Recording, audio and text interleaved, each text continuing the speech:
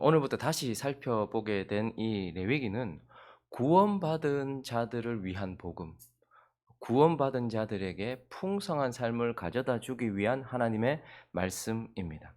우리가 이미 앞부분 전반부를 살펴보았는데 우리가 이미 살펴보았던 전반부는 하나님과의 관계에 관한 교훈이었습니다. 그래서 하나님 사랑, 그리고 하나님 앞에서의 거룩, 그래서 그 하나님을 사랑하고 하나님 앞에서의 거룩을 이루기 위한 제사, 이런 예배와 관련된 그런 규범들, 그러한 말씀들을 우리가 보았다면, 이제 오늘부터 또 살펴보게 될 레위기의 후반부는 이웃과의 관계, 사람과의 관계에 관한 하나님의 말씀으로서 이웃 사랑, 그리고 이웃 앞에서의 거룩. 그래서 우리의 일상생활 가운데, 사람과의 관계 속에서의 일상생활 가운데서 우리가 어떻게 살아야 되는지에 대한 그런 구체적인 지침들을 우리에게 가르쳐 줍니다.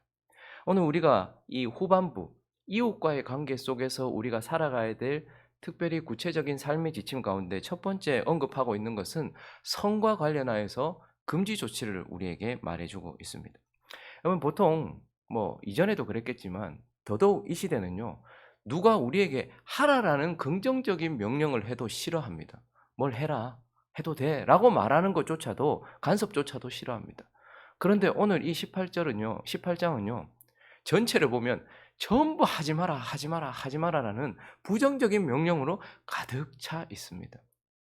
하라라는 긍정적인 명령도 싫어하는데, 하나님께서는 이웃과의 관계 가운데 첫 번째 성을 언급하시면서 모두 다 강력한 금지 조치를 하고 있는 이러한 18장 우리는 보게 되는데요. 왜 그러면 하나님은 이 성과 관련하여서 강한 금지 명령을 우리에게 하고 계시는가? 그 하나님의 마음을 한번 들여다보려고 합니다. 그 첫 번째는요, 하나님은 우리가 구별되기를 원하시기 때문에 지금 성과 관련하여서 금지 명령들을 우리에게 주고 계십니다.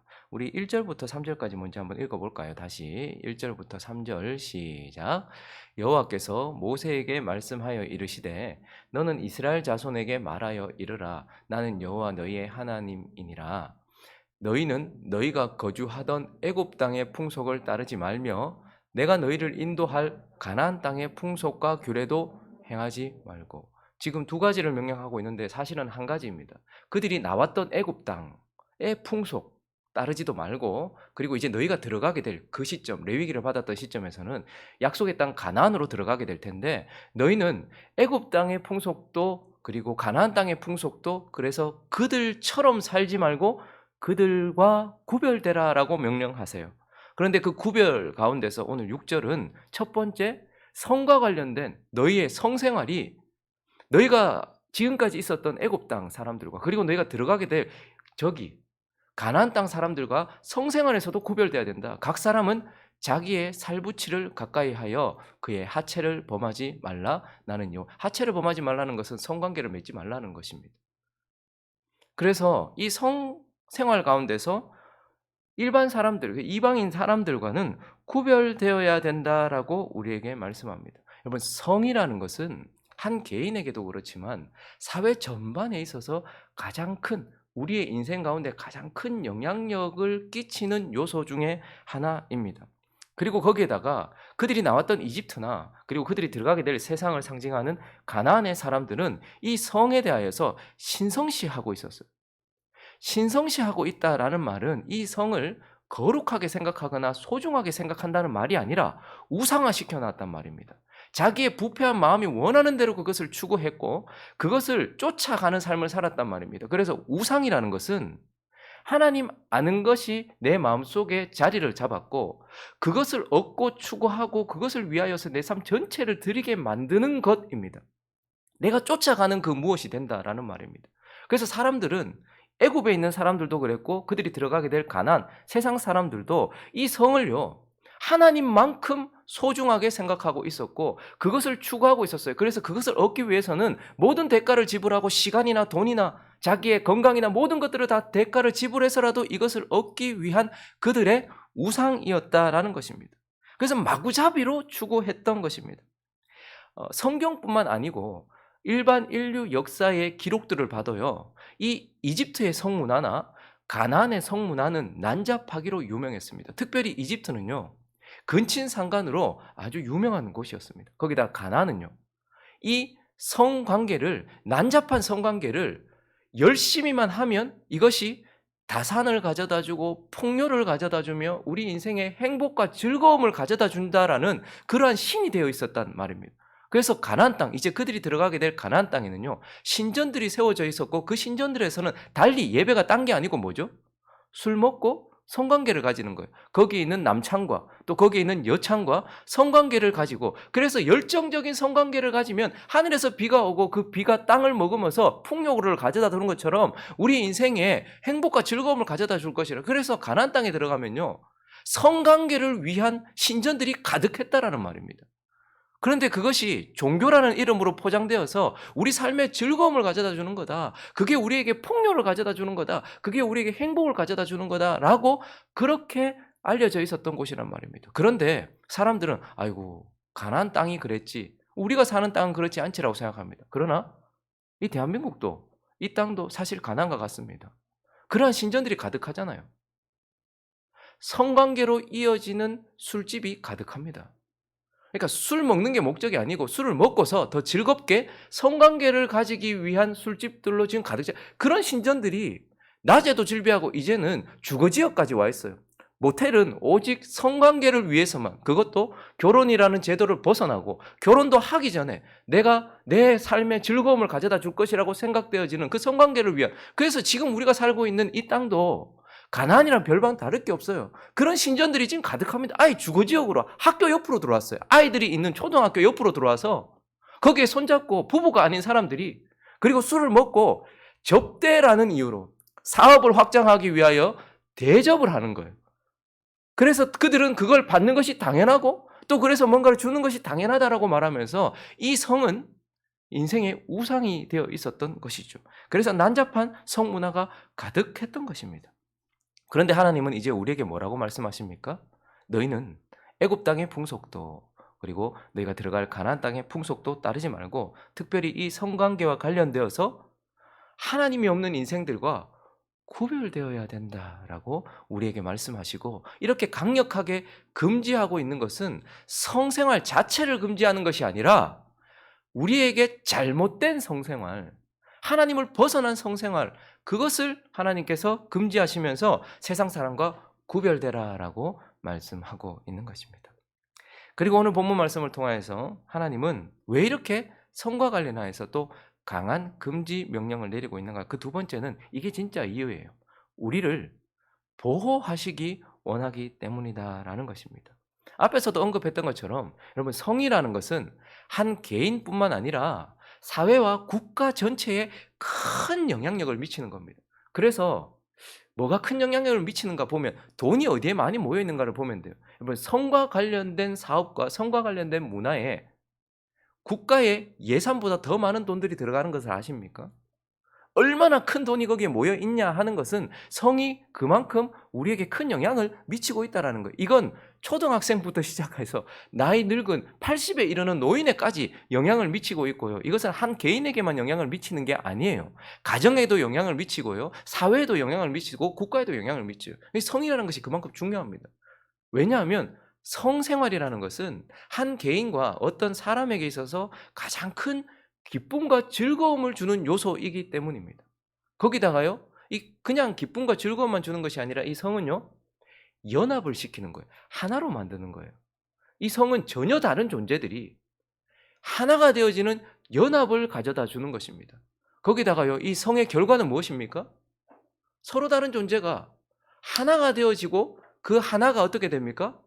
생명을 이어가게 만듭니다. 생명을 연결하게 만들어요. 그래서 성의 결과는 무엇이죠? 공동체를 만든다는 거예요. 하나님이 이스라엘을 만들 때에도 하나님께서 사랑하는 두 사람을 만나게 하시고 생명을 낳게 하시고 그 생명들이 계속해서 이어지면서 뭐가 됩니까? 공동체가 되고 한 사회가 되고 국가가 되어지는 거예요. 그러니까 성이 그만큼 중요하다는 것입니다. 그러니 이 중요한 성을 잘못 사용하면 어떻게 될까요? 우리에게 즐거움을 가져다 주기 위하여 주신 선물이었는데 이 성을 잘못 사용하면 반드시 고통과 질병이 찾아오게 되어 있습니다. 거기다가 연합을 위하여 주신 것이지만 이걸 잘못 사용하면요, 결코 다시 결합할 수 없는 깨어짐을 가져다 줍니다. 여러분, 배우자의 잘못된 성생활은 이건 다시 용서하고 받아들이기 힘들 정도의 깨어짐을, 원래는 연합을 위해서 주신 것인데 이건 그냥 잘못 사용하면요 반드시 깨어지게 만들어요. 거기다가요, 여러분, 지금도 아예 빛도 보지 못하고 자궁 안에서 죽어가는 수가 얼마인지 아십니까? 살인이 그냥 이젠 법적으로 그냥 낙태나 이런 것들을 그냥 법적으로 인정하자고 얘기하고 이미 인정하고 있는 나라들은 수두룩합니다. 생명을 위하여 주신 이 성이 사망을 낳고 있어요. 여인들의 몸도 상하게 하고요. 그리고요, 결국 이러한 성이 공동체를 만들기 위하여 주어진 성이 잘못 사용되면 어떻게 되죠? 가정이 박살이 납니다. 그리고 사회가 무너지고요, 국가가 붕괴되어지는 것입니다. 그래서 하나님은요, 이 성이요, 영, 혼, 육체까지 전반적으로 영향을 미치고 한 개인, 사회, 국가에까지 전반적으로 강한 영향력을 미치기 때문에 잘못 사용하는 것을 금지하여서 우리 한 개인과 우리 사회와 국가를 보호하기 위하여서 하나님은 강력한 금지 조치를 하고 있는 것입니다. 여러분, 다시 읽기도 민망하여서 제가 성경은 오늘 이 본문 말씀을 언급하지 않겠는데, 이러한 성생활이 가져다 주었던 파괴를 우리는 알고 있습니다.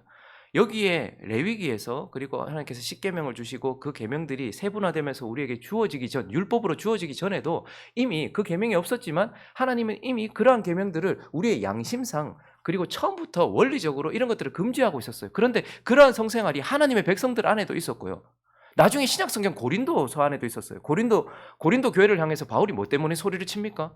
아니, 심지어 자기 아버지의 어머니, 그러니까 계모, 첩을 범한 사람도 있더라. 왜 내쫓지 않았느냐라고 말하면서 이건 그리스도인들 안에도 있었어요.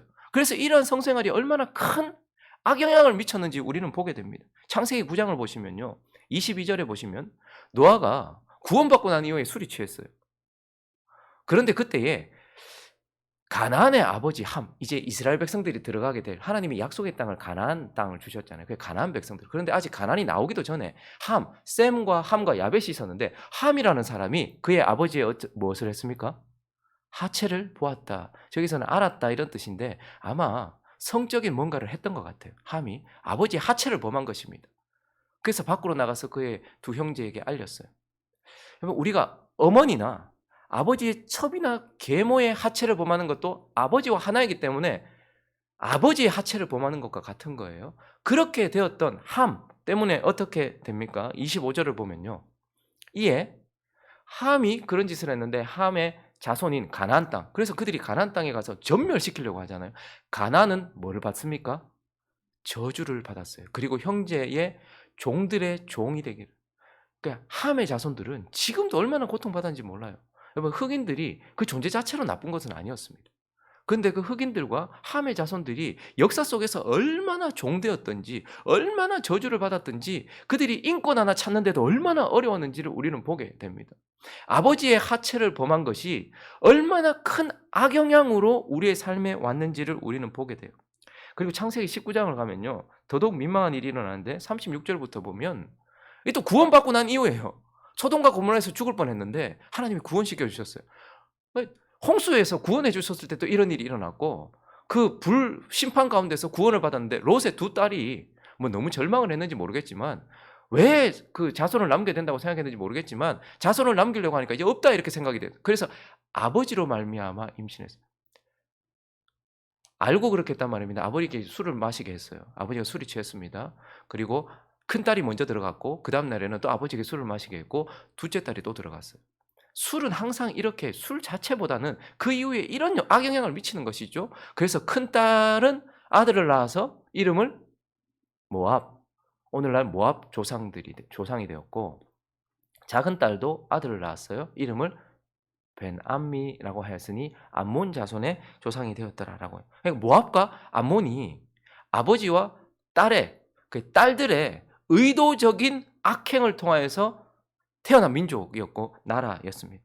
근데 신명기 23장 3절을 가보시면요, 하나님께서 모압과 암몬에 대하여 뭐라고 말씀하시는지 읽어볼까요? 시작.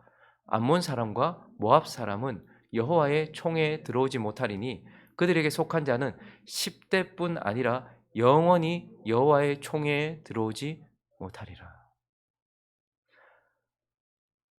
딸의 하체를 범하고 아버지의 하체를 범했을 때 나타나는 이런 악영향을 우리는 보게 되는 것입니다.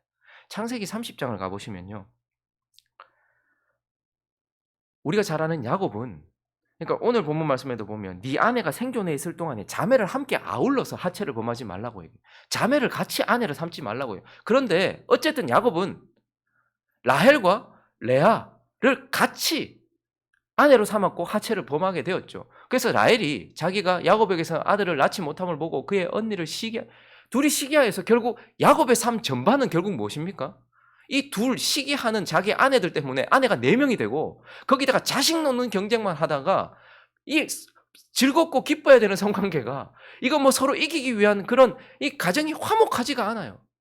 그래서 자매를 아울러서 성관계를 가졌던 이 삶이 얼마나 힘들었는지, 그래서 계속 자식을 낳게 하라, 그렇지 않으면 내가 죽겠노라. 그러니까 나중에는 그렇게 사랑했던 라헬 7년을 봉사하고 14년을 더 봉사하면서도 수일처럼 여겼던, 그렇게 사랑했던 아내에게 야곱이 라헬에게 썽을 내면서 얼마나 힘들었으면 그랬겠습니까?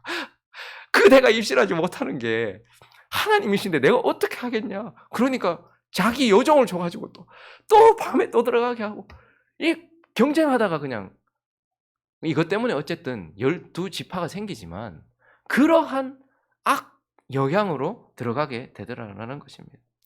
거기다가요, 창세기 49장에 가보면 자기 아버지의 어머니, 그러니까 계모였죠. 계모의 하체를 범했던 사람을 우리는 보게 됩니다. 12지파의 첫 번째 르벤입니다. 읽어볼까요? 시작. 르벤아, 너는 내 장자요, 내 능력이요, 내 기력의 시작이라. 위풍이 월등하고 권능이 탁월하다마는 물의 끓음 같았은즉 너는 탁월하지 못하리니 네가 아버지의 침상에 올라 더럽혔음이로다. 그가 내 침상에 올랐었도다. 야곱의 그러니까 계모에게 올라가서, 그죠? 자기 어머니가 돌아가시고 난 이후에 그렇게 계모와의 성관계를 가졌던 르벤은 장자권을 가지고 있었던 사람이었습니다. 12지파의 가장, 그리고 장자권만 가지고 있었던 것이 아니고 탁월했던 사람이었어요. 그러나 르벤은 이름도 없어질 만큼 쓱 사라져 버렸습니다. 그게 그러한 성관계의 결과였다라는 것이죠. 한 절만 하나만 더 찾아볼까요? 계속 이런 내용들을, 이거 하나님의 백성들한테 더 민망한 것들이 많은데, 사실 며느리와의 관계 이거 그것도 유다 지파에서 그런데 지금 몇 가지만 얘기하는 겁니다. 사무엘하 13장을 가보시면요, 자기 아버지의 딸, 그죠? 그러니까 이복 동생이라도 어쨌든 자매잖아요. 내한테는 자매예요. 그런데 범하지 말라고 하셨잖아요. 그런데 그 후에 이 일이 있으니라 다윗의 아들 압살롬에게 아름다운 누이가 있으니 이름이 다말이라. 근데 다윗에게 또 다른, 그러니까 어머니가 다른 또 다른 아들이 있었는데 암논이었습니다. 근데 암논이 이복 동생인 다말을 사랑했어요. 좋아했어요. 근데 이건 사랑이라기보다는 육체적인 갈망이 있었던 것입니다. 근데 그때 14절 읽어볼까요? 그래서 결국 암논이 못 참고 어떻게 합니까? 그 말을 하면 안 된다. 이건 아니다. 그러면 차라리 결혼을 하자. 뭐 이렇게도 얘기했는데 그때에 다말이 그 말을 듣지 아니하고 암논이 그 말을 듣지 아니하고 다말보다 힘이 세므로 억지로, 그러니까 성폭행이 일어난 겁니다. 이복 누이를 성폭행했던 거예요. 동침했어요. 그런데 왜 그랬는지 모르겠는데 자기가 생각했던 것과 달랐는가 봐요. 이렇게 성관계를 가지고 난 이후에 아내를 맞이하든지, 그런데 이후에 확 싫어져 버린 거예요. 더 싫어져 버린 거예요. 그래서 그냥 멀리 보내버린 거예요. 그것 때문에 20절을 보시면요, 그의 오라버니 압살롬이 그에게 화가 났죠. 네 오라버니 암논이 너와 함께 있었느냐? 그럼 암논이 그랬느냐? 그런데 지금은 때가 아니다. 네 오라버니니 누이야, 지금은 잠잠히 있어라. 이것으로 말미암아 근심하지 말아라. 그래서 그때 이에 다말이 그의 오라버니 압살롬의 집에서 처량하게, 그러니까 이 다말의 삶은 이제 그냥 처량하게 그냥 그렇게 가는 거예요. 그런데 이때부터 무엇이 들어갔냐 하면 압살롬의 마음에 살기가 들어갔어요. 그리고 나서 결론적으로는 어떻게 됩니까? 32절 읽어볼까요? 시작. 다윗의 형 시므아의 아들 요나답이 이르되 내 주여, 젊은 왕자들이 다 죽임을 당한 줄로 생각하지 마옵소서. 오직 암논만 죽었으리이다. 그가 압살롬의 누이 다말을 욕되게 한 날부터 압살롬이 소문이 났어요. 형제들이 모여 있다고 하는데, 아들들이 모여 있다고 하는데 살인이 일어났다는 거예요. 그래서 압살롬이 모두 죽였는가 싶었는데 그게 아니고 자기의 누이를 범했던 그 암논만 죽였다라는 지금 그 부분을 얘기하고 있는 겁니다. 이복 동생과의 관계 때문에 일어났던 이게 살인으로 이어지고 이 왕가가 풍비박산이 나는 일들이 일어났던 것입니다. 하나님은 이 성을 우리를 위하여 주셨고 위대한 은혜로 주신 것입니다. 그런데 이 성관계는요, 잘못 사용하면 개인의 삶도 우리의 가정도 사회도 국가도 붕괴시키는 것입니다. 그래서 하나님은요, 우리를 지키기를 원하세요. 이러한 성으로부터 잘못된 성의 결과로부터 우리를 지키기 원하시고 하나님은 그래서 우리를 지키기 위하여 우리에게 말씀을 주시는 것입니다. 그래서 하나님이 주신 이 말씀을 지키면 그 말씀이 우리를 지키게 되는 것이고 그럼으로써 우리는 안전하게 이것을 주신 은혜를 그대로 누릴 수 있게 되어진다라는 것이죠. 여러분 지금도 뉴스를 들어보면요. 아유 저런 일이 일어나겠나. 우리 사회도 지금 일어나고 있죠. 계부가 자기의 딸을 혹은 친아버지가 자기의 딸을 근데 손녀를 그리고 결혼을 하고 난 이후에 재혼을 하고 난 이후에 자기 아내와 이 아내의 딸을 함께 아울러 범하고 며느리를 범하고 형수를 범하고 고모를 범하고 이러한 일들이 뉴스에 비일비재하게 일어나고 있고 우리 주변에 말을 하지 않아서 그렇지 이러한 일들이 어마어마하게 일어나면서 우리 사회를 붕괴시키고 자연 기후도 그리고 우리의 이러한 것들도 지금 이 사회를 붕괴시키고 있지만 저 밑바닥에서부터는요. 지금 이러한 잘못된 성문화로 인하여서 성생활로 인하여서 지금 벌써 많이 깨어지고 있는 마지막을 향해 달려가고 있는 이 시대를 우리가 살고 있는 것을 보게 됩니다. 말씀을 정리하겠습니다. 우리의 거룩은 하나님 앞에서부터 시작되어서 그분께 제사 지내고 그분께 예배 드리는 것부터 시작되어서 우리의 삶에서 드러나야 합니다.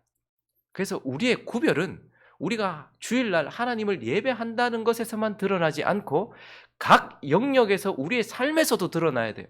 우리의 언어 생활, 우리의 성생활, 우리의 모든 것에서부터 구별이 드러나야 한다라는 것을 기억하면서 이제 이 이웃과의 실질적인 우리의 일상생활에서에 대한 지침 이것을 살피면서 먼저 성에 관련하여서 하나님 앞에 구별되고 하나님이 보호하시려고 하는 이 금지 조치의 명령을 따름으로써 하나님께 보호를 받아서 그 은혜를 누리며 살아가는 저와 여러분 되시기를 주변에 이런 일들이 일어나고 있는 것을 막아서는 기도자가 되게 하시고 우리의 자녀들이 이런 것들에 대하여서 노출되지 않도록 하는 저와 여러분 되시기를 예수 그리스도의 이름으로 축원합니다.